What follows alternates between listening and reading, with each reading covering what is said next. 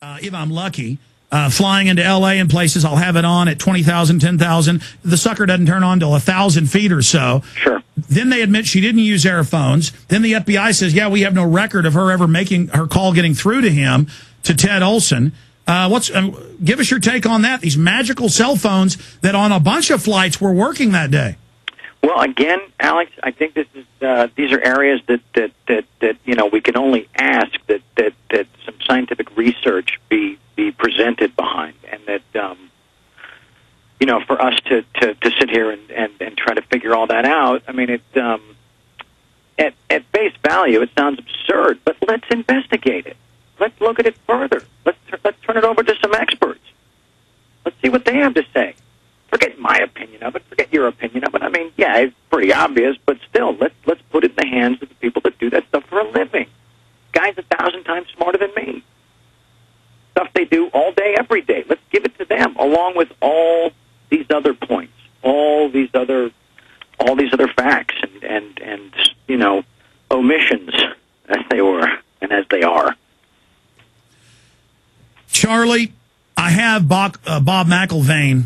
I have Bob McIlvaine on the line with us, and we're going to have him on for about 5 minutes or so. Then we're going to go back through some of the final points in the time we have left with you today. But there's a famous quote by Bob McIlvaine about his son. He says, "It upsets me tremendously that Bobby, my son who died, could be used as a political pawn to be manipulated at times like this and abused." And he went on from there. But instead of just reading quotes from Bob, who lost his son, Bobby, on 9/11, I want to go ahead and go to him now. Bob McIlvaine, who was in the 9/11 Commission, who tried to speak to him. Sir, what do you think on this 8th anniversary about what Charlie and all of us are doing? Well, if anyone does anything, I just so greatly appreciate it because, it's very difficult to, no one can sit there and coordinate what's happening. And as Charlie just said, you hear these things, but, they have to be investigated. Well, that's what I spend my life doing because, after going to the 9/11 Commission hearing, I came out so disgusted, absolutely disgusted, that, and Denise had even said that this is not an investigation. It's merely an exposition. And again, I always tell people, please look at that as a parent. And as a parent, my son was murdered. And here, the 9/11 Commission, who were supposed to be investigating the murder of my son. And I try to keep it to myself. I'm not a spokesperson for anyone else in the 9/11 movement because that's my job as a parent, as a father, to find out how my son was murdered. And I actually thought maybe during the 9/11 Commission, maybe they're going to really find out if this is true. Well, I came out of that and saying, well, nothing they told me is true.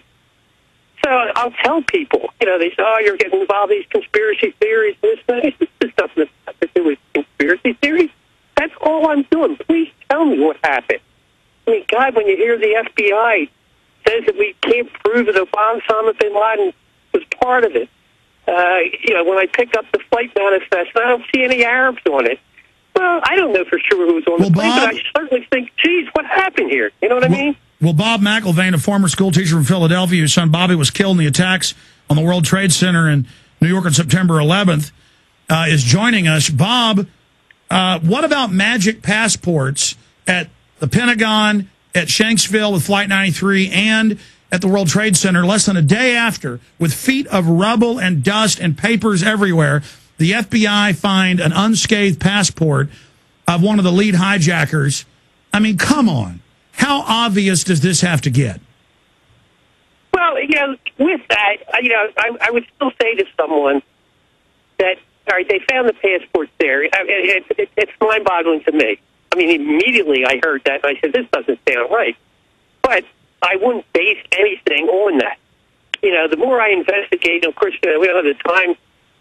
I think I could sit here for 6 months and we could talk about 9/11. But, I look at... We'll do another show with you, and maybe Charlie can come back in a few weeks when you're on a landline. I know you were down there at the memorial today. You're traveling back in a car right now on cell phone. But Charlie, I know you and Bob have talked privately. I got you guys together. Would you like to say anything to Bob McIlvaine? Bob, I just want to say that I'm just so deeply sorry for your loss. I'm a father of 5, and I can't even imagine what you've been through for almost decade now, and I hope that my efforts and the efforts of people like Alex and all of those that are joining our cause or are already a part of it. I hope that we can not only deliver some hope, but we can also deliver some answers. Bob? Thanks, Charlie. Appreciate that. It's the least I can do, Bob. It's my duty. Bob, does it anger you? I mean, I know I've talked to you on the phone. It does. To watch Sean Hannity, Rush Limbaugh, Bill O'Reilly saying none of the families think it's an inside job and that they're angry at Charlie, Well, but they never bring these people on the show. They're just there lying, saying this. Is that to me, Alex?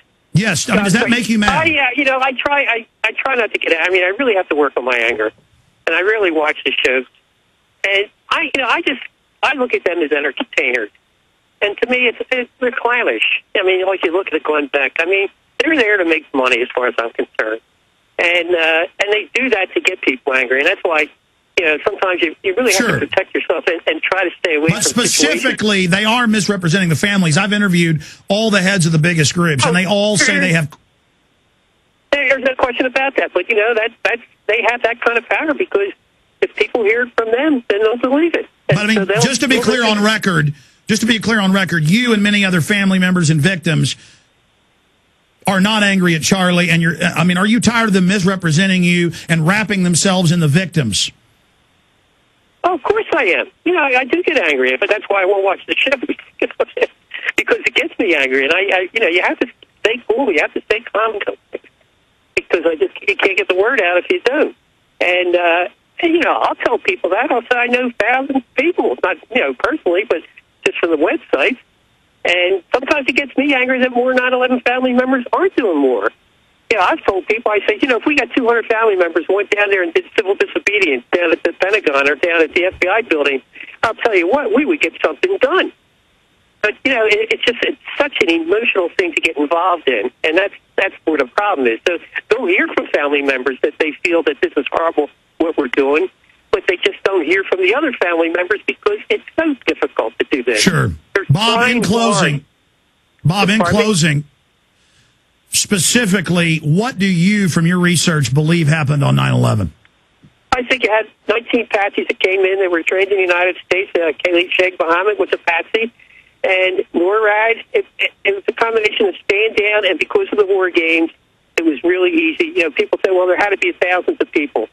But if you understand the war games, the planes should have been intercepted. And what happened in the months before and what happened on that day is just unbelievable. And that's where the story, and it seems a lot of 9/11 troopers, I don't know if they ignore it, but we don't talk about it.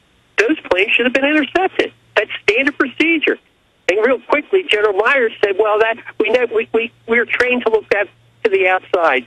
But one of the missions of NORAD, and it's been since 1958, when NORAD was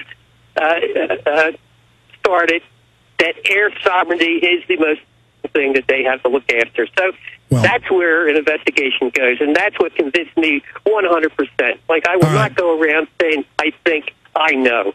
All right, Bob, in closing here, we're going to have some final comments from Charlie Sheen. Charlie has talked to you. I've talked to you. You want to go on Larry King Live. You're ready to debate whoever they put up against you, and you do. I mean, but in your own words, you want to go with Charlie and other 9/11 victims and meet with President Obama? Absolutely, Alex. Just tell me where and when. But Bob, you're ready to, you want to go and meet with President Obama? I would meet with anybody. I'll meet with the man on the moon. That's what it took to get the truth out. I'd be willing to meet with anyone. To get the truth out? Especially the president. All right, Bob. Let's start at the top, Bob. Let's start at the top. Work our way down.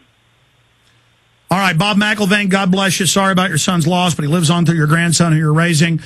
God bless you, sir, on this 8th anniversary. Take care. All right, hey, thank you, Alex. You bet. Thank you, Bob. All right. There he goes. Okay, in the 6-7 minutes we have left with Charlie Sheen. Charlie, your letter, your statements, your video message to the president, a call to arms. You're the general. Millions are listening. Tens of millions will view this later and listen to it later. The call to arms, the call to action. What do you want to see in 9/11 Truth, my friend? I want people to start standing up.